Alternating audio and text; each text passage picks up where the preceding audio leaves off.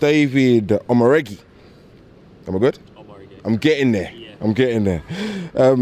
You've run a personal best already this season. I take it your winter training went well. Yeah. Winter's been really, really good. Definitely the best I've kind of had. Obviously, having Posy join the group as well and having to train with him, it's just been like great for me. Obviously, having another hurdler and stuff. And yeah, started the season well. And yeah, each competition I've run a PB so far, and there's still been a lot of things to kind of work on. So, just hoping this weekend I can, hopefully in the next couple of weeks, kind of put it all together, and hopefully I think there's a really good time with me. So, Tell me some of the stuff that you've nicked off of Posy in the short time that you've been working with him. What are the subtleties that you thought, oh, I haven't noticed that before? I mean, I think I've always known that Posy's been a kind of really talented athlete, but he's very powerful, he's very fast, and he's got a really good technique. So he's pretty much got everything you need to be a great hurdler and stuff. So, I know for me, from my side, there's certain things that I can work on, especially with my technique and stuff like that. As well, which I've worked a lot on this winter with my speed as well, obviously being in the sprint group as well, which has helped. So like those are probably the things I would probably say. Yeah. How was your 2016 from your own point of view? Mixed emotions. I mean, obviously I finished the season off very well, but I mean the main goal for me was to obviously make it to Rio, and to not make it there was a bit for me a bit disappointing, especially when there was a free space there as well. Only two hurdlers went there. So, I mean, I was obviously a bit disappointed, but I think heading into this year, it's given me a lot of motivation, and it's given me the kind of belief to know that I can kind of run them sort of times, because for the kind of like last year and a half, I've been kind of tripping around the 13.5 kind of level. And, sometimes you kind of doubt yourself whether you can run quicker or run as fast as, people around you are telling you. So I've actually done that at the end of the season. It's heading into this year, it's given me a lot of confidence, definitely. And I'm faster, so. So you're under 23 still.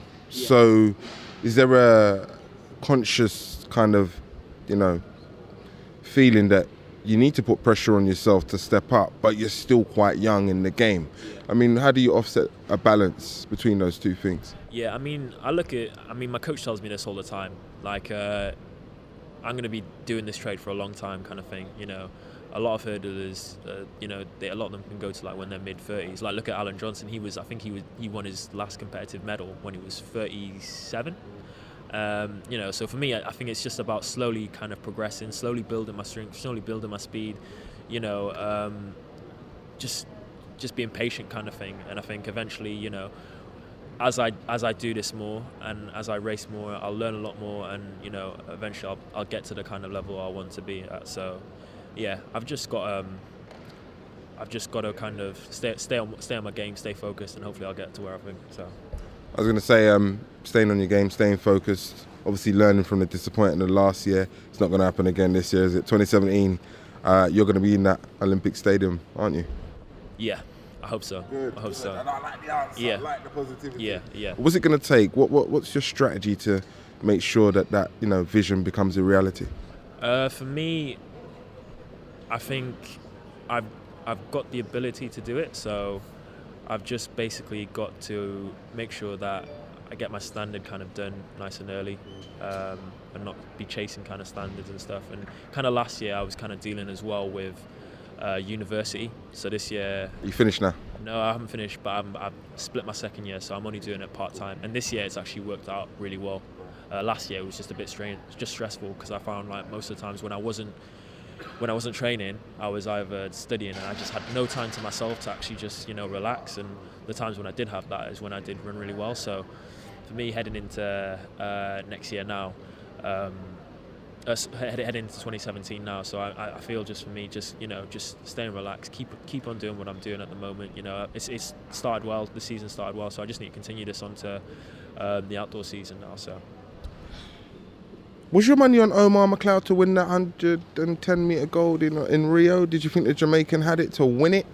Because the reason I asked that is, before you answer, is because that's an inspirational story if ever there was one. Yeah.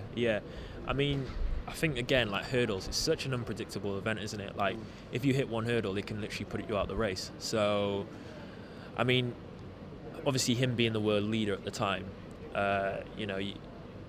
you obviously know he had it in him, kind of thing. But there was obviously so many other guys who were kind of running well. You know, Ortega, Bascu was running well. Even Pozzi himself, like he ran really, really well. And was confident as well. Yeah. So I mean, sometimes in hurdles, it's not always the fastest guy. It's always the guy who can actually run the cleanest race. And to be fair to him, that's what he did in all 3 rounds when he was in Rio and stuff. So, you know, but yeah, as I said, it gives you kind of motivation, because he's only, I think, a year older than me, kind of thing. And the year before that, he went into the Beijing, and I think he came near enough, maybe 6th or 7th or 7th.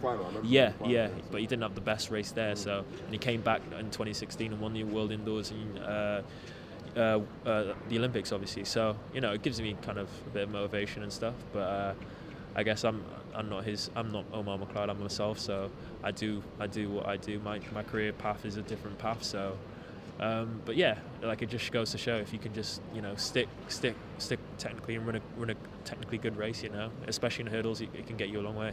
There's a lot of people throwing themselves over the line in that Olympics. I don't think I've seen as many. That's quite funny. If your year went perfect, David, how would things transpire? I mean, if there was 3 boxes that you want to tick and you would tick, what boxes would there be? I would probably say to make the final in London. If I could do that, that would be amazing. To run a PB and to be consistent throughout the season for me. If I could do them 3 things, then I would be more than happy. Starts this weekend, doesn't it? Yeah. Gold, silver. You and Pozzi, I think, are going to be the ones flying the flag. Is that how you see it? Yeah. I mean, I think for hurdles as well, there's kind of a generation of us that's kind of coming up. Obviously, Dave King as well. He ran a PB last weekend. I did notice that, yeah. He's in good shape as well. So he's going to be very competitive on the weekend. You know, there's other guys like Kai Riley Laborde. He's the same age as me and stuff, and he came off a good outdoor season and stuff. So there's like a generation of us kind of coming through. So, you know, we've all got to stay on our own game and just like try and execute the best races we can. And good luck with that, yeah? Yeah. Thanks for your time. Thanks a lot.